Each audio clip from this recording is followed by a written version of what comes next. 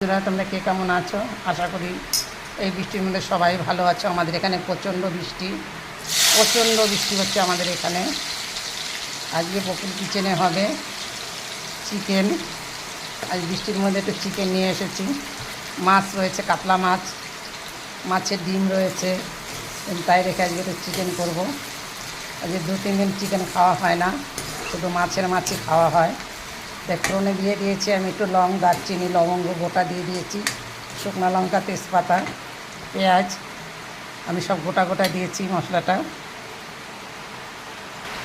বন্ধুরা, আমার পেঁয়াজটা ভাজা হয়ে গেছে। এখন আমি এখানে মশলাটা দিয়ে দেবো। এখানে যে মশলাটা দিচ্ছি, এখানে আছে আদা, রসুন, একটা পাকা লঙ্কার কাঁচাটা, একটু টমেটো, ছোট্ট একটা বাচ্চা টমেটো দিয়েছি।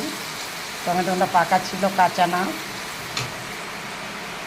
বন্ধুরা, এদিকে কিন্তু মশলাটা আমার ভাজা হয়ে গেছে। এখন আমি দিয়ে দেবো স্বাদ মতন রঙের জন্য হলুদ, ধনের গুঁড়া, জিরার গুঁড়া, এখানে দিয়ে একটু কাশ্মীরি লঙ্কার গুঁড়া, এখানে দিয়ে দেবো আমি একটু লবণ।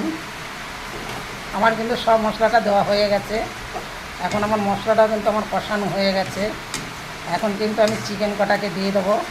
মশলা যদি বেশি কড়া করে কষানো যায়, সবসময় যে কোনো সবজি তরকারি যেই কালার কিন্তু কখনো ভালো আসে না। সব সময়ের জন্য বুঝে মশলাটাকে কষাতে হবে। কথা বলতে পারছি না, দেখো বন্ধুরা, আমি তো সব সময় বলি, দেখো আমি কথা বেশি বলতে পারি না, আমার গলা আটকে যায়, কথার আওয়াজ বন্ধ হয়ে যায়, কেন আমার অনেক সমস্যা। আমি সব সময়ের জন্য কিন্তু প্রত্যেকটা ভিডিওতে আমি বলতে থাকি, অনেক চেষ্টা করি, কিন্তু হয়ে ওঠে না, আমার কথা আটকে যায়। ফেসবুক প্ল্যাটফর্মকেও বলবো, দেখো আমি কিন্তু ঠিক মতন কথা বলতে পারি না, আমার গলা আটকে যায়, গলা দিয়ে আমার আওয়াজ বেরোয় না, প্রচণ্ড কষ্ট হয়। মানে বোবা মানুষের চেয়েতেও মনে হয় এখন বেশি খারাপ কথা। বোবা তো আর হয়নি মায়ের পেটের থেকে, কিন্তু এখন দুর্ঘটনার জন্য এটা আমার হয়েছে, মাথার আঘাত থেকে। কিছু তো করার নেই, অনেক কয়েক বছরই হলো এই পরিস্থিতি। চোখে দেখতে পাই না ঠিকমতো, চোখেরও প্রচণ্ড সমস্যা, চোখে দেখতে পাই না, গলাই হয়, মাথার সমস্যা। বন্ধুরা, সবসময় একটু কথা বলতে গেলে আমার গলায় এঁটে আসে। তোমরা কাছে আমি সবসময় বলি, ফেসবুক প্ল্যাটফর্মকে বলবো, আমি কথা বলতে গেলে আমার প্রচণ্ড অসুবিধা হয়, আমার গলায় এঁটে আসে, কথা বন্ধ হয়ে যায়। আমি রানিং ট্রেন থেকে পড়ে যাওয়ার পর থেকে আমার এই দুর্ঘটনার জন্য এটা আমার হয়েছে।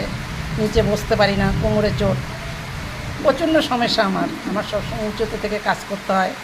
এই দেখো রান্না করছি সব দাঁড়িয়ে, নিচে বসতে গেলে আমার চেয়ার নাহলে উঁচু টুল লাগে, অনেক অসুবিধা আছে।